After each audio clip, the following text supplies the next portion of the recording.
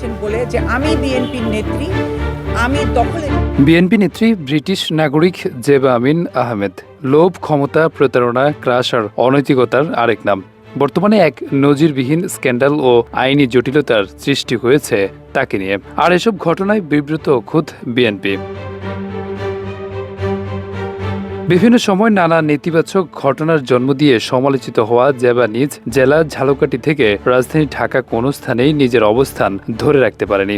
সর্বশেষ নির্বাচনে দলীয় মনোনয়ন চেয়েছিল জেবা, কিন্তু তার নেতিবাচক কর্মকাণ্ডের কারণে দল থেকে মনোনয়ন দেওয়া হয়নি। ব্যক্তিগত নানা অনৈতিক কর্মকাণ্ডে সমালোচিত জেবার সবচেয়ে বড় স্ক্যান্ডাল ছিল দুই স্বামীর ঘর করা।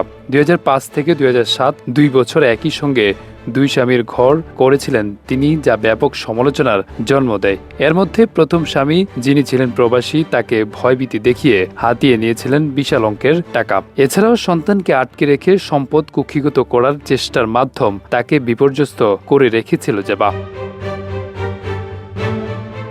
ওই সময় হিজড়া নিয়ে সাবেক স্বামীর ফ্ল্যাট দখলের ভিডিও ভাইরাল হয়েছে এবং সমালোচনার জন্ম দিয়েছে। এই নিয়ে তার সাবেক স্বামী বলেন, মেয়ে মার সাথে থাক, আমাকে দেখতে দিতে হবে।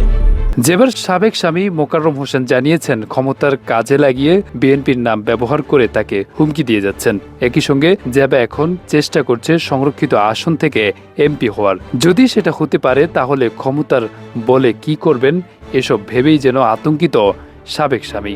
সে আওয়ামী লীগের নেত্রী হোক, বিএনপি নেত্রী হোক, জামাতের নেত্রী হোক, ইট ইজ ইন্ডিভিজুয়াল। এটা আমার বিরুদ্ধে, এটা পলিটিক্যাল কেন আসবে? আমি ন্যায় বিচার চাই।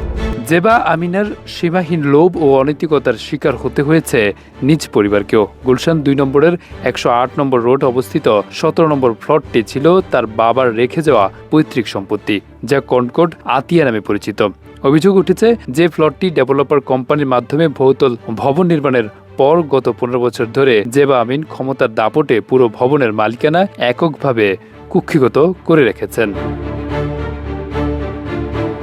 পৈতৃক সূত্রে পাওয়া তাদের ন্যায্য ফ্ল্যাটগুলো অবৈধভাবে দখল করে রাখা শুধু নয়, বরং ফ্ল্যাটগুলো ভাড়া দিয়ে বিপুল অর্থ তিনি দীর্ঘ 1.5 দশক ধরে একাই ভোগ করে আসছেন। অভিযোগ রয়েছে জেবা আমিন একটি নির্দিষ্ট ফ্ল্যাট 2 জন পৃথক ব্যক্তির কাছে সুকৌশলে বিক্রি করেছেন এবং উভয় ক্রেতার কাছ থেকে বিক্রয় মূল্যের মোটা অঙ্কের টাকা গ্রহণ করে আত্মসাৎ করেছেন।